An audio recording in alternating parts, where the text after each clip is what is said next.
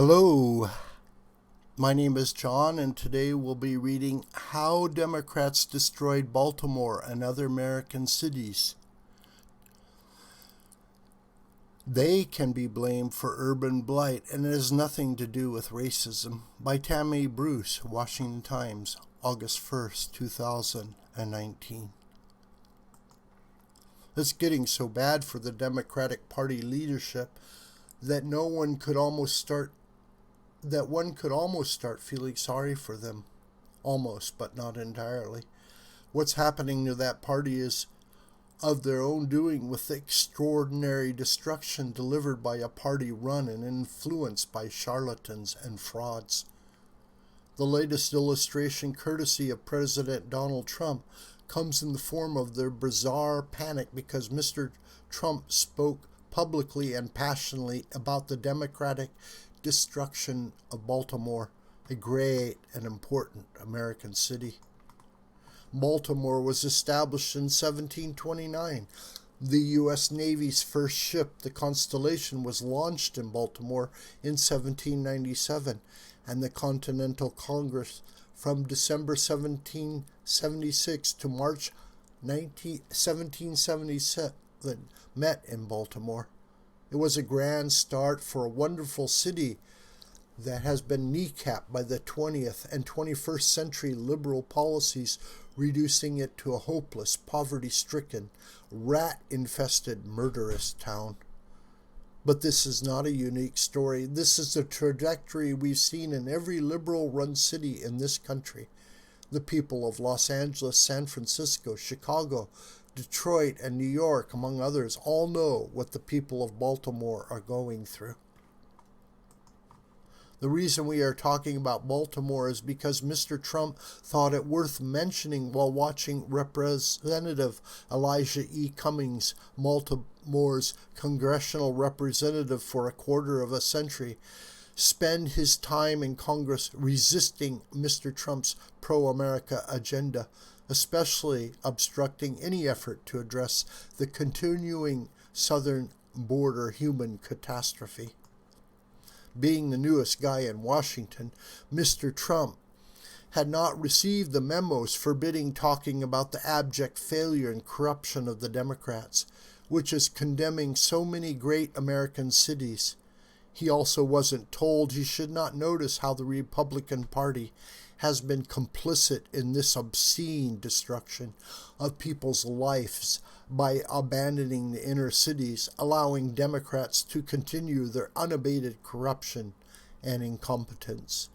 So it wasn't a surprise that as Mr. Trump dared to call out the condition of Baltimore and the responsibility of people like Mr. Cummings, his comments were immediately derided as racist and an attack on the city.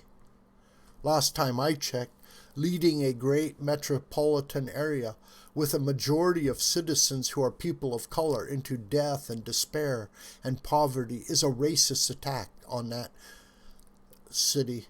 Calling it out, demanding change, and discussing how the people of that city deserve better is the height of leadership.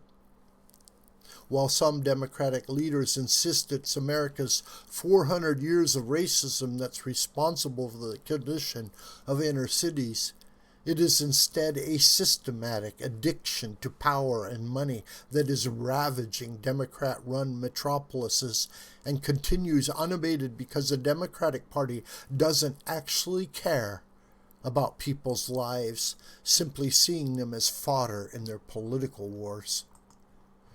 In the depth of their despair over their city, the people of Baltimore are seeing national attention, and national concern is what makes a difference. As the legacy media, also known as the propaganda arm of the Democratic Party, went berserk over Mr. Trump's comments about the condition of Baltimore, their coverage focused on how Mr. Trump is Hitler, and all of this was racist. Also mentioning the rat infestation was an insult to the people of Baltimore. Those are things which are not to be spoken of. Legacy media protect their heroes by omitting facts that are inconvenient, such as rats, poverty, and murder rates. During the third Democratic debate, CNN's Don Lemon asked a question about gun control, referencing 3 shootings this weekend. Like a good liberal soldier, he omitted the deadly Chicago weekend where 8 people were murdered and 40 wounded. He can't mention that because Chicago has some of the strictest gun control laws in the country. So the murders of those people don't count because they are not useful. This is, in part, why this disaster rolls merrily along. The media doesn't dare bring up the facts about our big Democrat-run cities because it highlights the failure of Democratic leadership and their rage and hate-filled platform. Orkin, the National Pest Control Company, issued a top 10 rattiest cities list just last year. All 10 are important American cities run by Democrats. The cities 1 through 10 are Chicago, Los Angeles, New York, Washington, D.C., San Francisco, Detroit, Philadelphia, Cleveland, Baltimore, and Denver. Moreover, Paul Bedard at the Washington Examiner reported this week the Baltimore murder rate is higher than the 3 Central American nations, driving the border surge by migrants seeking to flee crime and murder back home.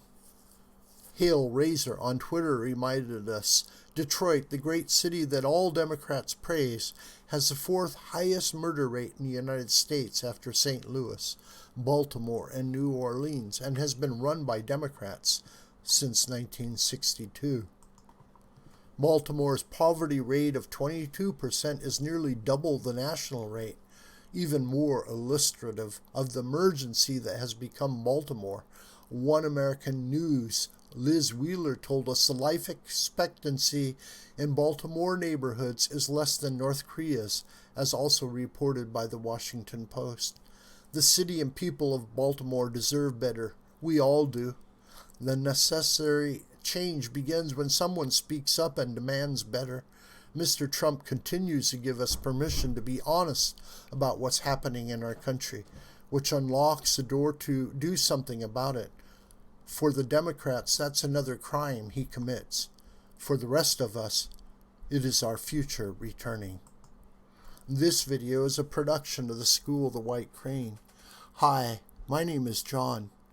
Please subscribe to this YouTube channel, and please share this video with family and friends and on social media. May God richly bless you, my beloved.